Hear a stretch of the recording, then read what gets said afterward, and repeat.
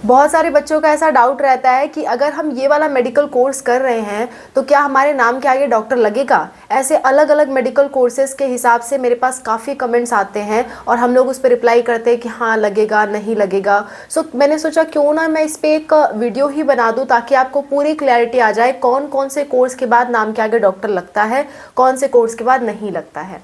ठीक है, so let's start the video and discuss about it. Hello everyone, welcome to Spark Up classes. This is Suman Yadav. So आज के video में हम discuss करने वाले हैं कौन से ऐसे मेडिकल कोर्सेज हैं और नॉन मेडिकल कोर्सेज हैं जिन्हें करने के बाद आपके नाम के आगे डॉक्टर लगता है।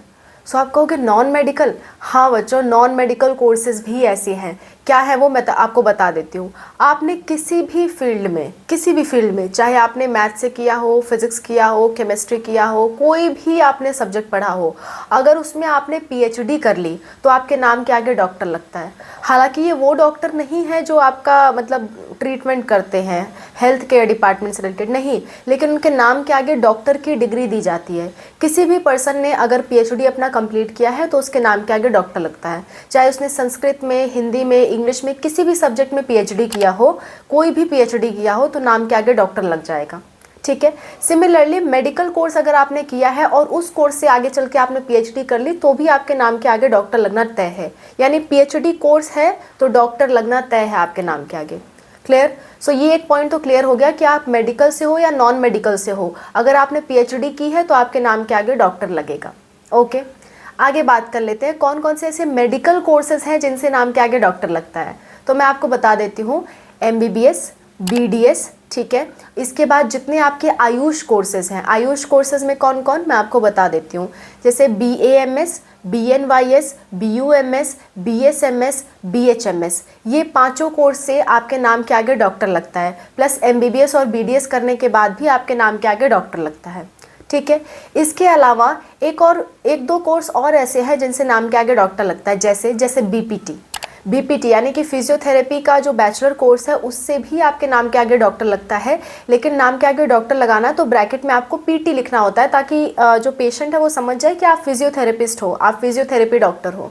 क्लियर? सो अक्सर ये लगाना पड़ता है, कई लोग नहीं भी लगाते हैं, लेकिन लीगल तो यही है, तरीका तो यही है कि डॉक्टर लगा रहे हो तो ब्रैकेट में आप पीटी भी लिखो। ठीक है, तरीका ये होता है, बाकी कई लोग मिसयूज़ भी करते हैं, कोई बात नहीं। मैंने आपको जो फैक्ट था वो मैंने आपको बता दिया। सो आप डॉक्टर बिल्कुल लगा सकते हो, बस ब्रैकेट में पीटी लगाना होता है। नेक्स्ट, फार्म डी कोर्स जो लोग कर रहे हैं, फार्म डी कोर्स, ये डी फार्मा नहीं है। डी फार्मा और फार्म डी में बहुत अंतर है। फार्म डी क्या है मैंने इस वीडियो में बताया है, और डी फार्मा, बी फार्मा में क्या अंतर है मैंने इन वीडियोस में बताया है।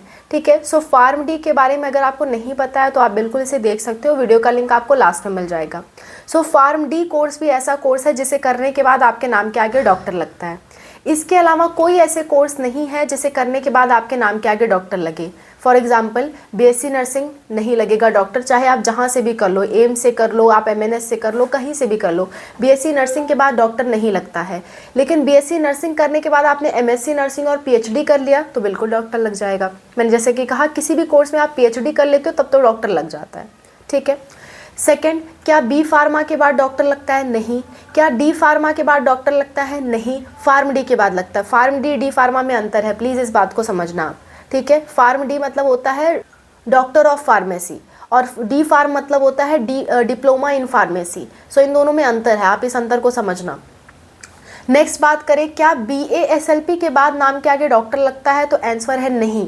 इस कोर्स को करने के बाद भी नाम के आगे डॉक्टर नहीं लगता है।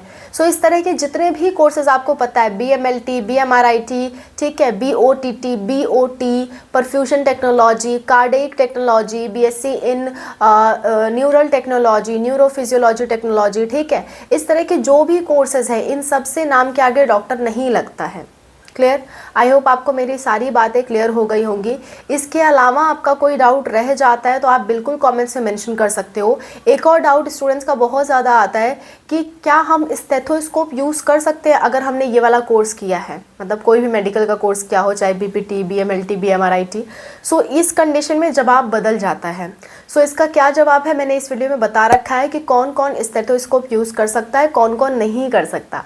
मैंने इस वीडियो में बता रखा है, आप इस वीडियो को देख सकते हो। वीडियो का लिंक आपको लास्ट में मिल जाएगा। क्लियर? सो ये सारी कुछ बातें, आई होप आपका ये डाउट क्लियर हो गया होगा। इसके अलावा भी कोई दिक्कत, कोई परेशानी होती है तो आप कमेंट्स में ज़रूर मेंशन करो। मैं और अनूप सर आपकी हेल्प के लिए हमेशा तैयार हैं। Wish you all the best for whatever you are going to become and wish you a very happy Diwali in advance. अपनी दिवाली अच्छे से सेलिब्रेट करें, सेफ सेलिब्रेट करें। And one more thing, please मेरी आप लोगों से रिक्वेस्ट है, एक बार अनूप सर की ये वीडियो देखें, क्योंकि हम सबका फ़र्ज़ बनता है कि हम अपने नेचर के साथ कोई खिलवाड़ ना करें और दिवाली का असल मतलब क्या है ये भी हमें समझ में आना चाहिए। अगर हम दिवाली मना रहे हैं तो दिवाली का रियल मीनिंग क्या है वो हमें समझना ज़रूरी है, क्योंकि त्यौहार हमेशा तो नहीं आते। जब भी आते हैं हमें कुछ याद दिलाने के लिए आते हैं, कुछ सिखाने के लिए आते हैं। सो एक बार आप ये वीडियो ज़रूर देखें, ज़रा सा टाइम निकालें अपने लिए, अपने त्योहारों के लिए थोड़ा सा टाइम निकाल के एक बार ज़रूर देखें। So that's all about the video. Thanks for watching. Bye. Take care.